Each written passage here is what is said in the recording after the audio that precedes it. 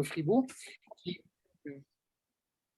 qui pose la question, qui pose la culture comme conflit central, potentiel, tant dans le domaine socio-économique que dans le domaine socio-politique. Et donc, au sens anthropologique du mot culture, ça veut dire que la question du sens se pose généralement aujourd'hui, conflictuellement, dans la vie quotidienne, dans les politiques publiques, dans les fonctions collectives, dans le travail, dans l'usage ou dans la citoyenneté. Et enfin, troisième troisième élément du contexte, l'individu contemporain est aux prises avec ce que Cynthia Fleury, dans Sigy Lamère, appelle le risque du ressentiment. Et la condition de ce sujet contemporain, de nous, en fait, est une condition difficile, généralement difficile. Et je crois que c'est aussi un élément dont l'associationnisme doit impérativement tenir compte. Faire place à ce que Alain Touraine appelait, il y a déjà du côté de 2004, dans un nouveau paradigme, 2005, appelait la nécessité d'une politique du sujet. Voilà pour quelques éléments de contexte. Alors, j'ai envie de dire trois choses rapidement par rapport à la question, mais comment les associations peuvent déménager les problèmes, à quelles conditions? Comment le font-elles, en fait? Qu'est-ce que je vois?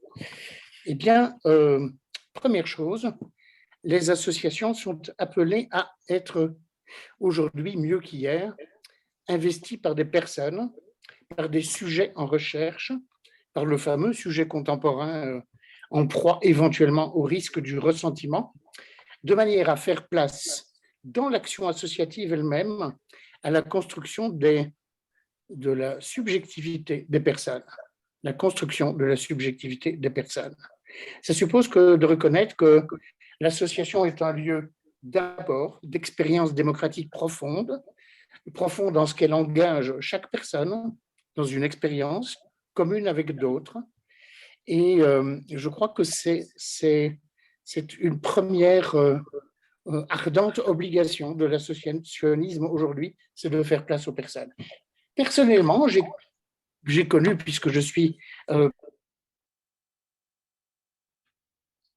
de l'associationnisme qui ne faisait quasiment pas de place aux personnes, au contraire, qui demandait aux personnes de s'effacer devant une cause, derrière une cause ou en dessous d'une cause. Je crois que cette demande-là n'est plus légitime du tout aujourd'hui, qu'il est important que les associations soient des lieux de fabrique à subjectivité des personnes. Et que donc l'association s'ouvre à l'expérience de la démocratie culturelle, l'expérience intime de la démocratie culturelle, tant dans son sens cognitif, c'est-à-dire permettre que s'y accouchent des savoirs sociaux stratégiques, que dans son sens symbolique, faire signe du sens et du non-sens que l'on éprouve dans sa vie. L'exercice intensif des droits culturels dans les associations est donc, pour moi, un très bon fil conducteur de cette première réflexion. Deuxième réflexion, c'est que les associations s'attellent à dépasser leur territoire propre et s'attellent à la naissance, à l'accouchement, à la naissance et au développement de ce qu'on appelle les communs. Pourquoi? Parce que je ne parviens pas à donner de crédit à une conception, je dirais, tout à fait archipélique, enfin une conception en archipel de la société à partir de timbres-postes autonomes, si vous voulez, de petits timbres, de petits espaces autonomes. Donc je crois qu'il y a un défi à s'intéresser à ce qui peut être commun, c'est-à-dire à s'engager d'abord dans un mode de conception, de gestion et d'évaluation de l'action qui se distingue fortement du mode de gestion, de conception et d'évaluation inspiré par le libéralisme économique. Et la chose n'est pas simple du tout. L'idéologie du projet traverse, mine et contamine prodigieusement le monde.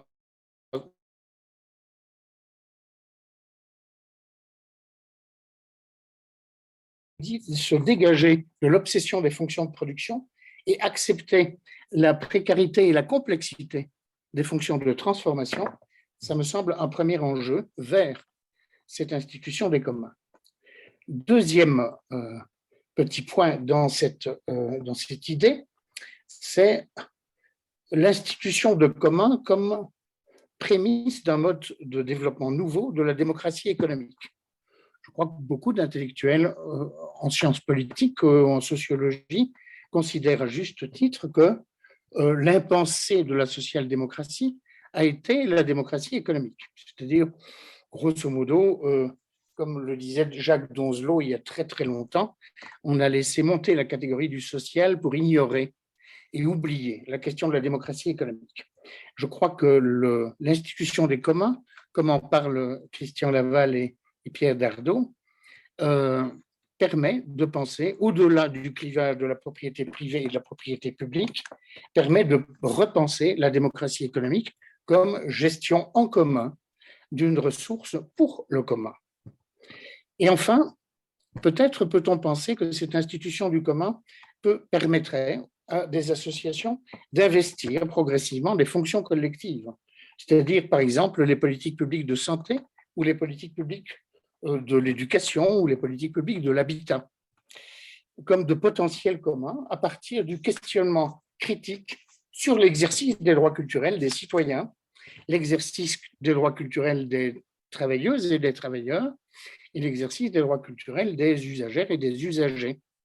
Par exemple, en matière d'enseignement ou d'éducation, la discutabilité des savoirs et de leurs usages sociaux. Je suppose que vous avez été frappé, comme moi, ces derniers temps, par l'irruption lors de la remise de diplômes de grandes écoles, de stratégies de bifurcation et de perturbation par des étudiants inventifs, notamment à AgroParisTech, et qui ont dit nous en avons marre d'apprendre des savoirs destructeurs et nous nous orientons, nous, vers des savoirs et des pratiques de résistance, loin de ce que l'on nous a appris ici de manière dominante. Je crois que là, ils ouvrent une trace qui peut être celle de conventions citoyennes dans toutes les institutions scolaires, de l'école à l'université, en passant par les collèges et les lycées. Libérer l'exercice des droits culturels, là encore. Et enfin, troisième et dernière petite idée. Les associations, je le disais au tout début, ont probablement intérêt à s'atteler à démultiplier les formes et les forces d'une démocratie approfondie, continue et plurielle. La tentation de ne retenir qu'un substitut ou une alternative à la démocratie représentative me paraît une tentation à écarter. Je pense qu'une démocratie approfondie est une démocratie qui multiplie les formes et les forces permettant l'implication et la contribution des citoyens. Ça signifie trois choses. La première, c'est que l'espace public, physique, les places publiques, comme en parle Joël dans un livre récent, physique comme immatériel, l'espace public est le bien commun essentiel. Et il est fort menacé par les dynamiques de marchandisation, de privatisation à l'œuvre dans le capitalisme informationnel. S'intéresser donc à cet espace public est une première manière de s'atteler à cette pluralisation et cet approfondissement de la démocratie. Deuxième idée, l'information, la formation, la recherche et l'évaluation appliquées aux politiques publiques pourraient constituer des communs essentiels portés par de nouvelles responsabilités associatives. Troisième idée, les déploiements nouveaux des fonctions consultatives, concertatives, comme on dit en Belgique, et délibératives de la démocratie mobilisent de plus en plus d'individus et d'individus tirés au sort, ce qui est fort sympathique. Mais je pense que ces individus ne peuvent pas rester seuls. Je pense qu'il est important que les associations viennent rééquilibrer cette pluralisation et cet approfondissement de la démocratie par leur médiation collective.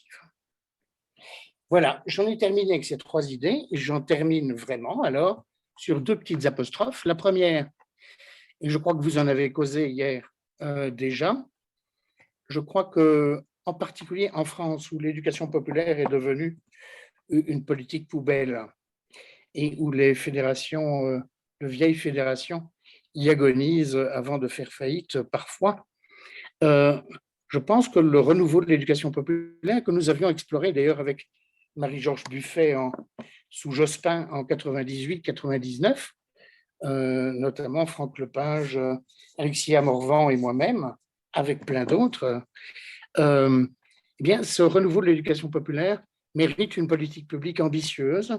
Et cette politique publique ambitieuse mérite de s'inspirer du mode de financement de l'éducation permanente populaire en Belgique, qui est un financement extraordinairement libertaire, un agrément et un financement extraordinairement libertaire, respectueux de la liberté associative et qui permet la fabrication associative d'une démocratie d'opinion.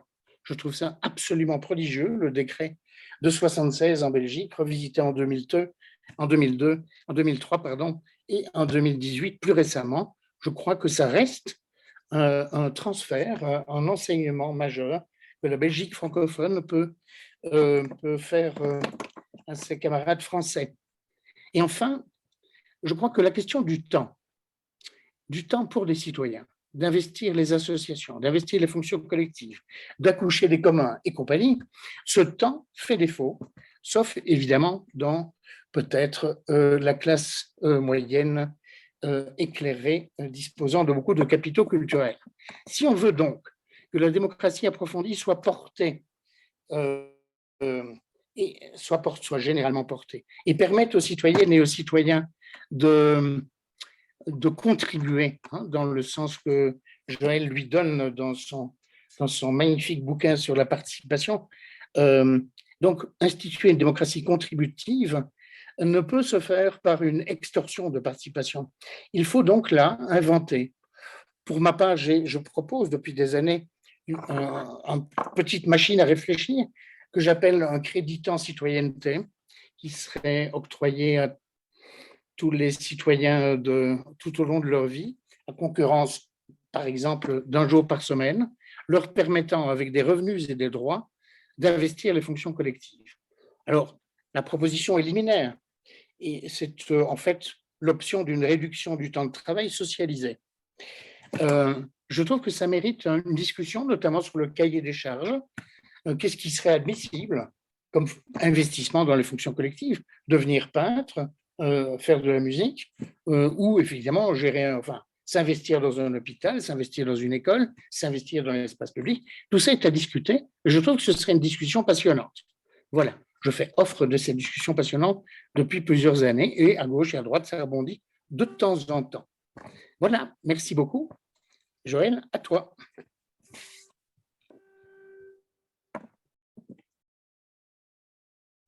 Voilà, attendez, excusez-moi, je remets en route.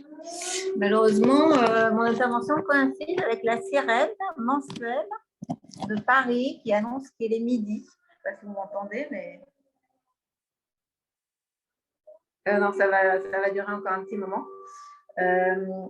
Merci beaucoup de cette invitation. Je suis moi-même, comme vous le voyez, à distance, et très perturbée par cette sirène qui va finir par s'arrêter.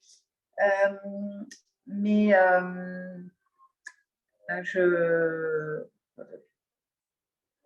ça ne s'arrête vraiment pas. Est-ce que vous l'entendez, cette sirène? On se croirait à la mer. On se croirait à la mer avec des bateaux. Ça y est, bon, c'était l'exercice, donc ça prouve que ça marche en cas de besoin.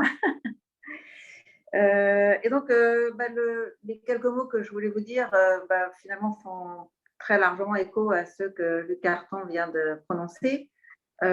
Pour parler de l'association, de la démocratie, de l'écologie, de bien d'autres choses encore, je crois qu'on peut partir d'une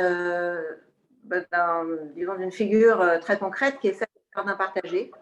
qui est une figure que j'ai développée en particulier dans un livre qui date de 2016 et qui s'appelle La démocratie au champ, livre dans lequel je me suis occupée de réconcilier la démocratie et l'agriculture, c'est-à-dire de considérer historiquement et en fait que la démocratie n'était pas née à l'usine ou dans la ville, mais qu'elle était née chez les paysans, dans l'acte même de cultiver la terre, qui est d'ailleurs la conviction, ou ce qui fut la conviction profonde de ce qu'on appelle aux États-Unis les pères fondateurs de la démocratie américaine, qu'on a beaucoup accusé d'être victime d'une vision agraire, ou ce qu'on appelait l'agrarianisme d'ailleurs, de la démocratie.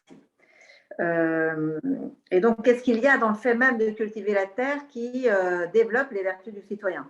Enfin, ça, c'était vraiment des convictions qui ont accompagné finalement un certain versant de la création des États-Unis d'Amérique à partir des années 1750. Alors, c'est là que d'ailleurs naît un projet qui est porté par Thomas Jefferson, troisième président des États-Unis et fondateur de la Constitution américaine, et qui est de faire de l'Amérique un jardin partagé.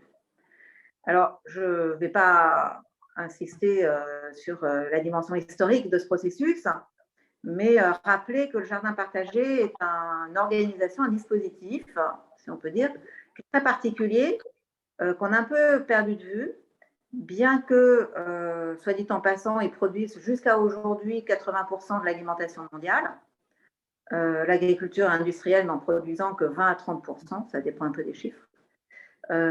Et donc, ils continuent d'avoir, bien qu'ils soient aussi fortement attaqués, ils continuent d'avoir une extension et un rôle essentiel. Alors, un jardin partagé, si vous voulez, c'est un terrain qui n'appartient à personne, ou qui appartient à la commune, ou qui appartient à Dieu, qui appartient à l'État. Alors, ça dépend évidemment des époques et des lieux. Par exemple, à Bruxelles, il y a beaucoup de jardins partagés et dépendent de la municipalité, parfois de la mairie d'arrondissement d'ailleurs, ça dépend. Mais donc, c'est un terrain qui n'est pas approprié au sens classique du terme, c'est-à-dire en relation avec une propriété irrévocable, absolue, sur laquelle seuls les droits du propriétaire s'exercent. C'est une propriété, on va dire, commune, ou en tout cas commun, qui va être mis à disposition d'un certain nombre d'individus qui accèdent à un lopin. C'est-à-dire c'est un terrain commun subdivisé en lopins individuels. Alors, les droits d'accès à ces terrains sont assez variés. Là aussi, vous avez des systèmes de location, de baux amphithéotiques, de mise à disposition, de concessions, etc., etc. Or, cette association, si vous voulez, entre un terrain commun subdivisé en parcelles individuelles, je crois que c'est la figure la plus concrète qu'on puisse trouver de l'association, de ce que c'est qu'une association. Une association démocratique, s'entend. Bon, une association peut-elle ne pas être démocratique, je ne sais pas. Mais en tout cas, pour préciser un tout petit peu l'image, je dirais que, par exemple, le jardin partagé de Maria Montessori, qui est l'outil pédagogique clé de sa pédagogie, de son école, ce terrain, ce jardin partagé fait à peu près 100 mètres carrés. Il est subdivisé en petits lopins de 1 mètre carré, auxquels donc, les élèves ont accès un par un. Dans nos jardins familiaux, ouvriers, dans les community gardens, etc., les plantages suisses, etc., on a ce même dispositif. L'Amérique, comme je vous l'ai dit, a été conçue de cette façon, à savoir pour chaque famille, une concession de 4 acres et un âne d'ailleurs, qui aurait été finalement l'action principale et première de l'État fédéral. Donc, considérer un lot de terre comme un revenu minimum d'insertion sociale, pour parler avec un certain anachronisme. Alors, ce qu'il y a de commun là-dedans, c'est plein de choses. Je dirais que c'est à la fois la gouvernance, bien sûr, il en a été question, hein. Il n'y a pas de bien commun sans un gouvernement commun. Et de fait, les jardins partagés, d'ailleurs, et ça c'est intéressant, ils ne dépendent pas comme notre loi sur l'association qui impose un modèle unique, mais en fait, il y a autant, bon, en général, il y a des points communs entre les différentes conventions. Vous avez des chartes, des conventions, des règlements, enfin, une sorte de système, parfois oraux, parfois écrits, en tout cas qui gèrent la distribution et le fonctionnement du jardin partagé et auquel tout le monde contribue avec des amendements, des refondations, des répartitions, des accommodements et tout ça. Donc en fait, le membre de l'Assemblée à l'époque néolithique, avec des restes de fèves en fait qui étaient triées. Bon, enfin bref. Donc avec comme ça des systèmes j'ai trouvé aussi justement quand j'ai travaillé sur ce sujet des formes qu'on dit pré-démocratiques parce qu'elles sont largement antécédentes par rapport aux grandes révolutions dites démocratiques. Et ces formes pré-démocratiques qui datent peut-être du néolithique, on a peu de traces, mais en tout cas au Moyen-Âge et même au bas Moyen-Âge, il y avait un certain nombre donc, de traces d'assemblées, de foyers, de communautés qui se rassemblent, qui votent à main levée, qui organisent les magistratures, des tours de parole, etc., avec des présences obligatoires d'ailleurs. Donc on a vraiment des formes démocratiques très très avancées, y compris au Moyen-Âge, et c'est intéressant de les considérer. Ce qu'il y a de commun aussi, c'est, alors si on veut rester dans l'actualité, ça peut être le compost, la pépinière, la formation, l'accueil des publics, des réserves de terre, des outillages aussi. Donc il y a plein de choses communes, mais il y a aussi une dimension individuelle. Et cette dimension individuelle, et par exemple dans la pédagogie Maria Montessori, elle est fondamentale parce que, si vous voulez, le jardin partagé est dans un premier temps imaginé pour des adolescents en difficulté. Et justement, en travaillant la terre, menant une activité de A à Z, en quelque sorte, eh bien, l'individu s'associe avec des éléments qui constituent son environnement. Et là, on rentre dans l'écologie, d'une certaine façon. Je veux dire, un paysan vous dira toujours je ne fais pas ce que je veux, la nature, avec la nature. La nature, d'une certaine façon, m'impose un certain nombre d'éléments dont je me saisis si je veux entrer en résonance, en dialogue avec elle.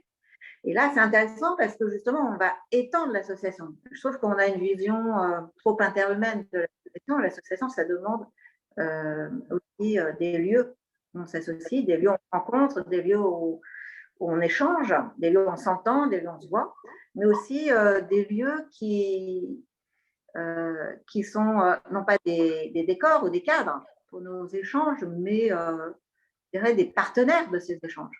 Ça, c'est quelque chose que j'ai remarqué il y a longtemps, c'est pour ça que j'insiste beaucoup aujourd'hui sur une démocratie justement qui prend en considération et qui intègre les environnements, que ce soit la classe, la salle de classe, que ce soit la forme du jardin d'enfants, que ce soit la place publique, que ce soit évidemment la ville de manière générale, ou la ferme, pourquoi pas. Il peut y avoir un design démocratique de la ferme.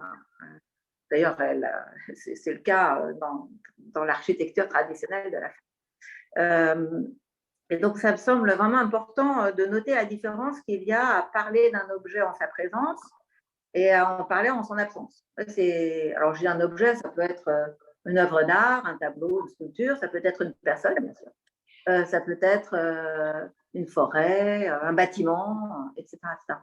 Et donc, il y a une intégration, si vous voulez, du jardin dans la manière dont les gens se parlent, qui est vraiment à considérer. On pourrait le décrire, si on avait le temps, de manière très fine. D'ailleurs, j'ai beaucoup étudié le rôle du platane sur la place publique, et le platane est considéré traditionnellement comme un partenaire des interactions humaines. Ça n'est pas juste un instrument au service de l'ombrage ou de l'eau, c'est vraiment un partenaire. On écoute le platane, de certaine façon, un peu comme le baobab, bon, enfin voilà. Et le platane interagit parce que justement, il est réputé pour un certain nombre de propriétés, dont son odeur, dont sa capacité à purifier l'air ambiant, d'où Hippocrate, voilà, qui enseigne et pratique la médecine sous le platane, etc. Donc, l'association, voilà, elle peut être étendue à alors on dit non humains, c'est un modèle environnement tout simplement, et justement, ça rendrait l'association écologique, si vous voulez, parce qu'elle n'est pas, enfin, je veux dire, dans la structure, il pourrait y avoir une prise en compte de l'environnement matériel destinée à l'intégrer, à lui donner une voix, qui peut d'ailleurs se traduire par des droits, pourquoi pas, et à le protéger, à le préserver, de manière à ce qu'il conserve son statut de partenaire pour des interactions futures. Donc, c'est pour ça que je dirais que le jardin partagé participe de la création de l'autodéveloppement, de l'autogouvernement, à la fois commun et personnel.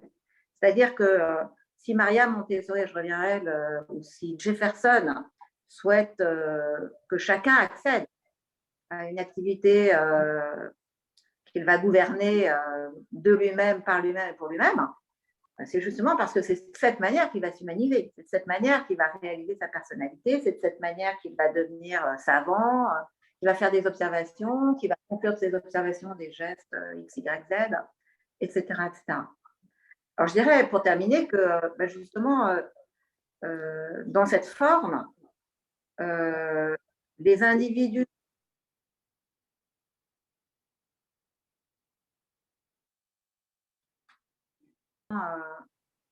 disons, des pratiques qui ont lieu dans un lopin détaillent sur les lopins d'à côté, en particulier en ce qui concerne les intrants, l'eau, les plantes, la dissémination des graines, etc. Donc, il y a des limites, mais il n'y a pas de frontières, il n'y a pas de murs. D'ailleurs, c'est interdit de mettre des murs dans les jardins partagés. Il y a un vieux système à Russie qui est centenaire ou tricentenaire, qui est le système du Mir en Russie. Et justement, non seulement les gens n'ont pas le droit de construire des murs, mais en plus, ils n'ont pas le droit de porter des vêtements qui les distingueraient du point de vue de leur classe sociale. C'est très, très intéressant. C'est vraiment un lieu où on se voit les uns les autres et on s'accorde du fait disons du champ de vision complet qui s'offre à vous. Donc ça, c'est intéressant. Et donc, voilà, le jardin partagé, c'est un lieu d'autodéveloppement, c'est un lieu de reconstruction de soi. Par exemple, je pense aux jardins thérapeutiques que j'ai étudiés aussi et qui sont des services dans l'hôpital, en particulier des vétérans ou des psychotiques. Donc, c'est vraiment un lieu de reconstruction de soi, un lieu où chacun y va aussi de sa créativité. Je me souviens, il n'y a pas très longtemps, j'ai regardé des plantages à Lausanne. En gros, évidemment, il n'y en a pas un qui va faire pousser des bananes ou des ananas tandis que l'autre fait des haricots verts, puisque en fait, dans un lieu X, Y, Z, on ne peut faire pousser que les plantes du coin. Donc, ils font pousser à peu près tous la même chose, enfin, en gros, mais il y avait une créativité, une variété incroyable. Et donc, c'est intéressant de voir comment, avec les mêmes éléments, on peut aboutir à des résultats extrêmement dissemblables et très variés, en fait, et très personnels. Donc, ça, c'est une chose. Ensuite, je dirais que les individus qui se construisent de cette façon le font en association avec d'autres. C'est-à-dire que ce que je vais développer comme étant mon propre est en même temps susceptible d'être partageable par autrui. C'est-à-dire que les capacités personnelles que je développe en relation avec d'autres sont partageables avec d'autres, par définition. On pourrait en discuter plus longuement. Donc, je crois que c'est ça aussi l'association. Je veux dire, se penser comme associé, c'est se développer comme une personne différente de celle qui se sent isolée dans son coin et qui n'a pas justement d'interaction en cours, voire de possibilité d'accès à l'association. Et puis, du côté de la communauté, je préfère parler de communauté que de collectivité d'ailleurs, parce que la collectivité peut tout à fait déboucher sur ce que Luc Carton a dit tout à l'heure, à savoir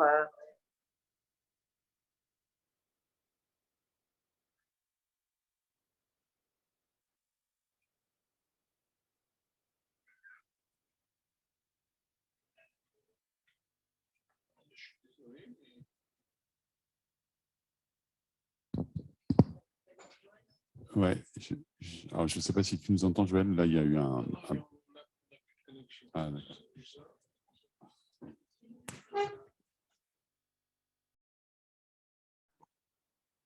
On peut les trouver à l'hôpital, on peut les trouver à peu près au niveau de toutes les formes de vie que nous avons en commun avec d'autres. Excuse-nous, Joël, on a eu une coupure suite à un problème réseau. Est-ce que tu penses qu'il serait possible de revenir 2 minutes en arrière? Je suis désolé. Oui, en fait, j'étais juste en train de conclure en disant que cette forme de combinaison entre le commun et l'individuel, qui fait que le commun participe à la constitution de l'individualité, que les individualités ne se développent que dans la mesure où ils ont un horizon de partage avec d'autres et d'ailleurs avec l'autre que vous deviendrez dans les années futures, voire avec votre environnement. Donc, ça prend cette combinaison-là, elle peut prendre des formes très formelles, très institutionnelles, mais aussi des formes très spontanées et qu'on va pouvoir trouver absolument à tous les niveaux de l'association humaine, qu'il s'agisse, comme je le disais, je ne sais pas si je me répète là, qu'il s'agisse de la famille, de l'usine, du champ, qu'il s'agisse de l'hôpital, de la rue, de la place, etc. Voilà. Donc, je crois qu'on peut finalement faire du jardin partagé une espèce de forme paradigmatique de l'association démocratique. Je vous remercie. Je crois que je vais m'arrêter là.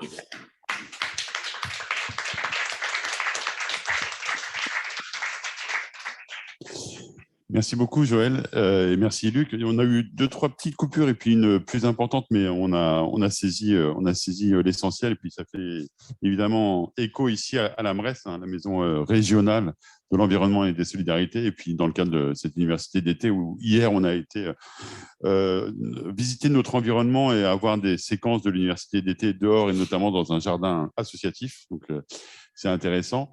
Peut-être, je ne sais pas, l'idée c'est déjà de voir les éventuelles envies de rebond, dialogue, ping-pong entre vous et puis ensuite de passer la parole à la salle. Je ne sais pas, Luc, si tu as déjà envie de revenir sur certaines choses que Joël a pu présenter.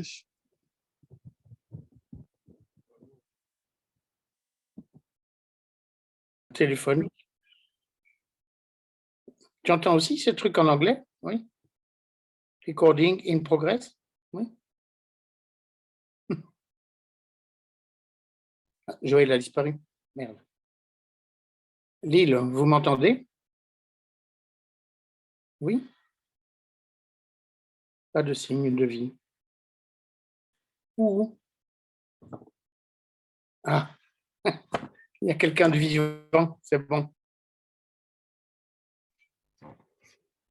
Que se passe-t-il à la tribune? Maintenant, il n'y a plus rien qui bouge. On a perdu Joël. Je n'entends rien. Merde. Oui, tu peux y aller, Luc, c'est bon. Oui, mais moi, je n'ai rien à dire, j'écoute. Moi, j'écoute. Non, je pensais maintenant que la salle allait nous rebondir dessus. C'est ce qu'on va faire. On va passer le micro à la salle. Est-ce que oui. Voilà.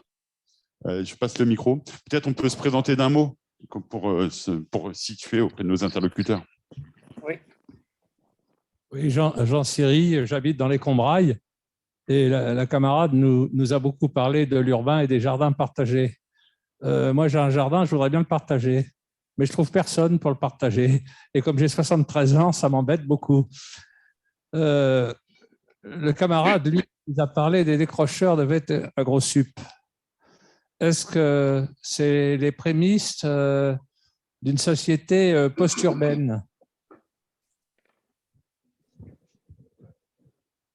En ce qui concerne les jardins partagés, je pense qu'il y a pas mal de personnes qui seraient intéressées à partager votre jardin. Je ne sais pas trop comment on fait, mais effectivement, c'est un dispositif qui existe maintenant. Je l'ai vu par exemple dans le 77, les gens qui ont un grand jardin peuvent proposer. Il y a un lieu à la mairie où ils proposent à certains d'accéder à ce jardin pour y cultiver.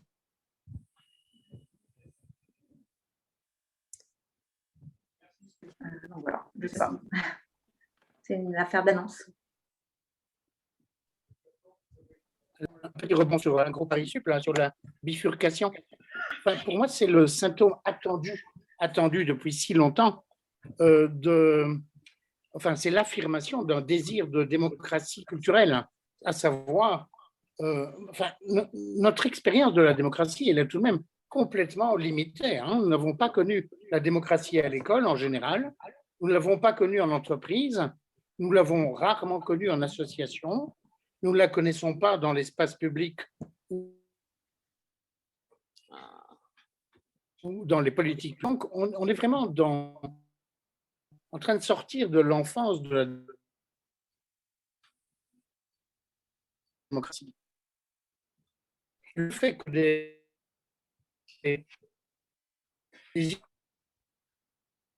étudiants contestent les entités, moi je trouve ça prodigieux. Donc je pense que c'est effectivement l'avenir de la démocratie culturelle à l'université est annoncé par cela. Et évidemment, ça se prolonge dans la société. Ça suppose aussi de pouvoir se révolter dans les entreprises quand les savoirs sont détournés à des fins de destruction plutôt qu'à des fins de préservation, de création ou d'entretien. Donc, il y a là l'amorce d'un conflit généralisé sur la démocratie culturelle. Je pense que le conflit dans les soins de santé avec des travailleuses, je dis travailleuses parce que c'est essentiellement des fonctions occupées par des femmes, qui partout mettent en cause le non-sens qui leur est attribué dans les contraintes de leur travail. Hein, souvenez-vous, dans la manière dont, après 100 jours de grève, Florence Aubenas rendait compte d'une grève dans un EHPAD il y a 2-3 ans. C'était passionnant. Ces femmes ne faisaient pas grève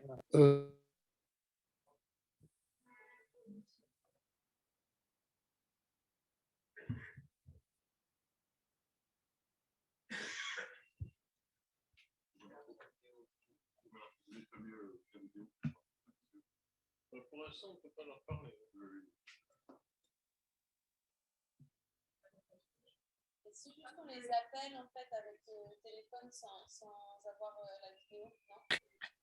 On les appelle donc prémisse d'un conflit généralisé vers la démocratie approfondie, vers la démocratie contributive, vers la démocratie culturelle.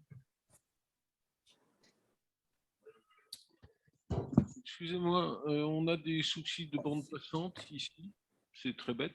Est-ce que vous pourriez couper vos vidéos et garder simplement l'audio? Nous vous demandons ça à regret. Nous? Est-ce que tu peux garder l'audio et couper ta vidéo, s'il te plaît? Bon. Est-ce que vous m'entendez si je pose une question depuis le public? Mais eux...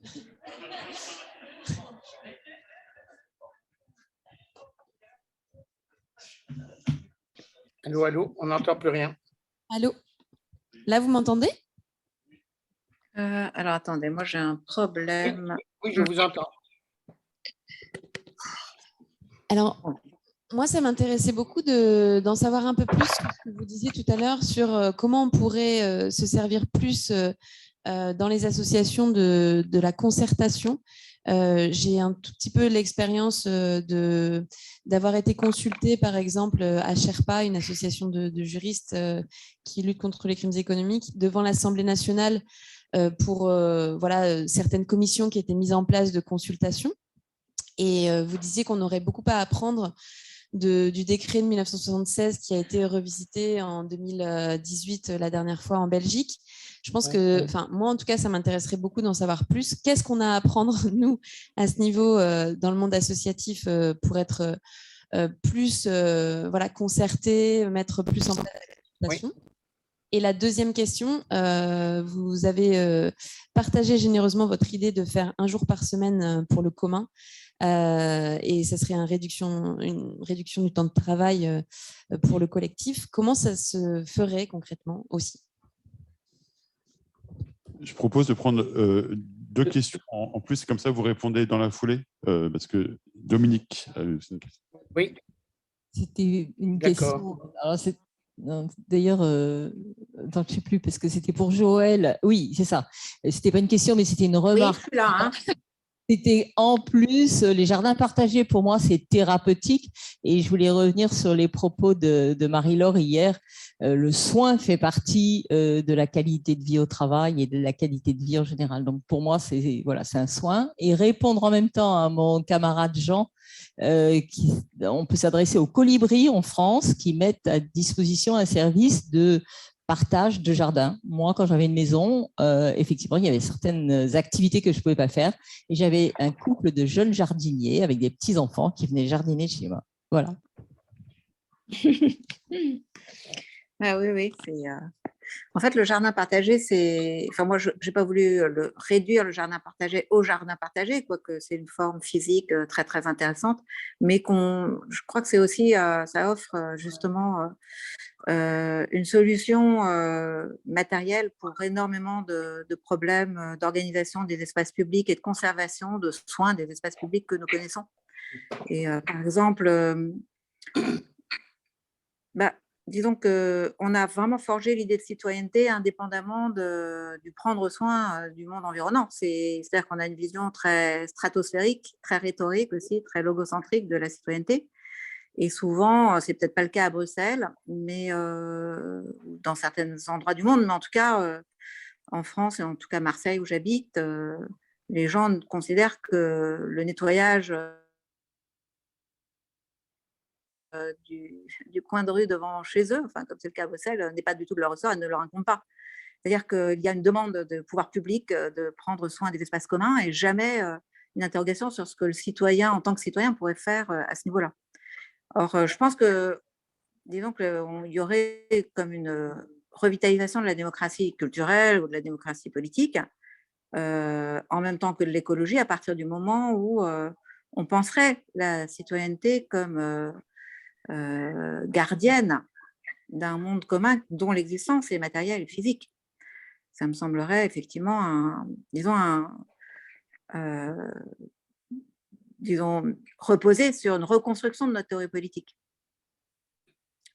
Donc, voilà, c'est ce que je voudrais dire. Enfin, je pense que si les gens s'occupaient des espaces communs avec autant de soins, d'énergie,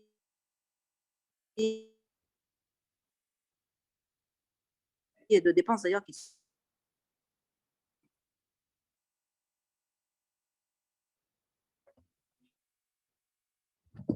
on irait vraiment au même libéral.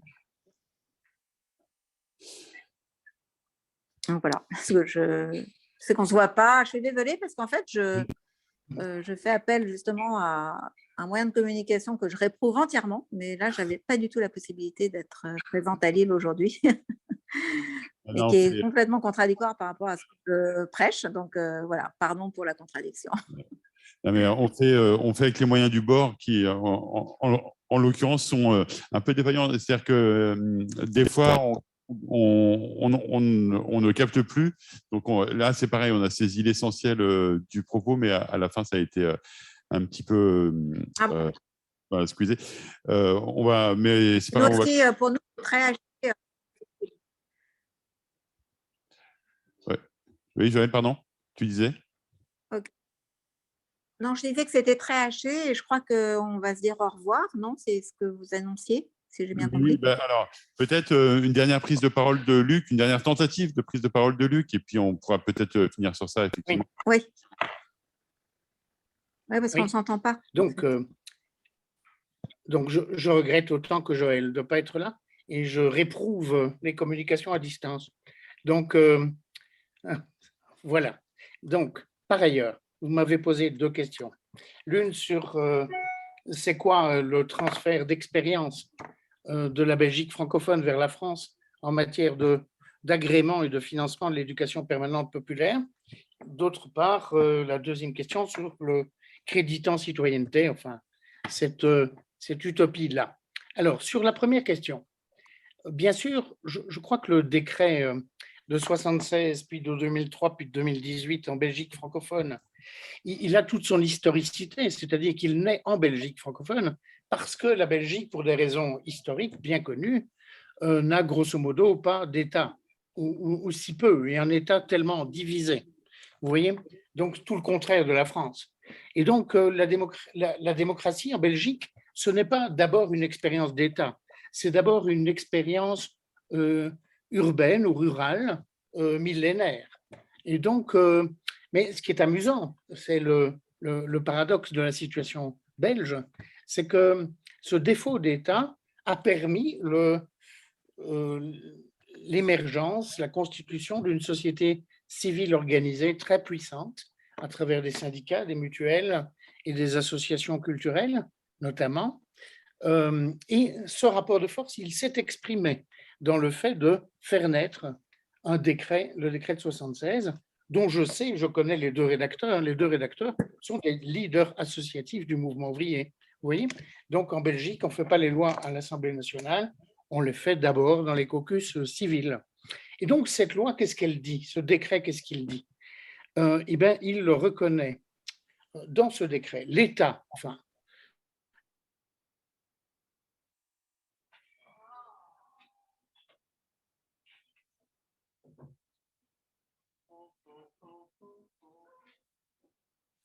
produit de manière associative et libre une critique du désordre établi, économique, social, culturel et politique. Non seulement il préconise que ce soit reconnu d'utilité publique, mais il préconise de reconnaître durablement les associations qui font ça et de leur octroyer un financement. Alors, au départ, c'est essentiellement le mouvement ouvrier qui est reconnu là-dedans. On peut dire maintenant, 50 ans après, donc 24 plus 22, 46 ans après, que l'ensemble du monde associatif, grosso modo, en tout cas porteur d'un plaidoyer quelconque, est reconnu là-dedans, depuis la Ligue des droits humains, en passant par le MRAX, en passant par tout ce que vous pouvez imaginer dans le domaine culturel, dans le domaine de la santé communautaire, dans le domaine du social, dans le domaine de l'environnement, dans le domaine du logement. Donc, près de 300 associations sont reconnues pour un montant budgétaire qui est supérieur à 65 millions d'euros pour 5 millions d'habitants. C'est considérable. Ça veut dire qu'il y a là un investissement public dans la démocratie d'opinion qui est absolument passionnant. Alors, le décret de 76 avait une série de défauts qui ont été partiellement corrigés dans le décret de 2003, qui eux-mêmes ont porté une série de contradictions qu'on a tenté de rencontrer dans le décret de 2018. Je dis « on » parce que j'ai été impliqué dans la rédaction de ce décret, et qui a tenté de rendre encore plus libre la relation entre État et association à travers ce décret, notamment en tentant de recentrer sur une évaluation qualitative, une auto-évaluation qualitative, le référentiel autour duquel État et associations peuvent causer de la manière dont cet agrément fonctionne. Les 4 questions qui sont instituées pour donner corps à l'article 1er du décret en 2018, c'est quelle est votre contribution, comment votre action contribue au développement de la vie associative de manière intime et extime. La deuxième question, c'est mais quel portage des droits individuels et collectifs faites-vous dans votre action et comment? La troisième question, c'est comment élaborez-vous de manière contributive, participative, un point de vue critique sur les désordres établis? Et enfin, quelle visée de transformation sociale, culturelle, politique et économique portez-vous? Voilà. Donc, je pense que c'est évidemment très aventureux d'imaginer que l'État français et la relation que beaucoup d'associations ont en France à l'État, c'est aventureux de penser qu'une pareille législation libertaire pourrait trouver sa place. Mais je crois que l'époque s'y prête. Je crois que l'époque se prête fondamentalement à ce que, comme disait quelqu'un en Sciences Po en France il y a très longtemps, gouverner, c'est gérer de l'action collective. Ce n'est pas très joli de dire gouverner, c'est gérer de l'action collective, mais je crois que l'action collective est devenue indispensable à la légitimité publique. Et donc, il y a là une zone de conflit et de compromis qui pourrait peut-être permettre de renouveler un agrément très ouvert, très général, d'une éducation populaire comme politique générale. Je vous renvoie là au texte que nous avons fait pour Marie-Georges Buffet et un peu malgré elle en 98 et qui sont, dont les propositions ont été éditées à la documentation française, le projet de livre blanc le rapport intermédiaire de Franck Lepage, mais aussi le rapport de l'INGEP, le rapport du grand colloque de la... Voilà pour la question sur la transférabilité du décret éducation permanente populaire. La deuxième question sur le créditant citoyenneté, mais je ne peux pas entrer dans le détail parce que je n'ai pas personnellement développé cette proposition en détail. Ce que j'aimerais, c'est que des acteurs s'en emparent et proposent des cahiers des charges. Voilà. Donc l'idée est toute simple dans son principe, socialiser une partie de la réduction du temps de travail et la socialiser en fusionnant les congés politiques tels qu'ils existent, les congés syndicaux tels qu'ils existent, les congés culturels ou de formation tels qu'ils existent, et en l'élargissant à la question de la démocratie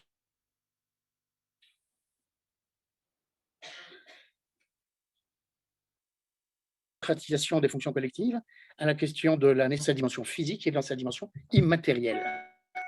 Donc, je crois que la seule manière, moi, je n'ai pas assez de temps ni de compétences pour développer. Je trouve que ce serait passionnant que des collectifs s'en emparent. Voilà, c'est de toute façon en libre appropriation. Merci. Merci beaucoup, Luc. Merci beaucoup, Très Joël. intéressant. Ouais. Vous m'entendez? Merci à vous. Merci. Et je pense que du coup, ça nous donne... Merci à vous. C'est chouette des cartes blanches. Je vous dis au revoir parce que j'espère que vous nous avez entendu. Ouais, on a réussi à entendre l'essentiel. En tout cas, merci à vous, malgré les conditions acrobatiques qui apparemment sont peut-être dues d'ailleurs au Tour de France ici, qui prend tout le réseau. Je ne sais pas. Suffit une prochaine fois, en chair en os. Joël, à bientôt. À bientôt.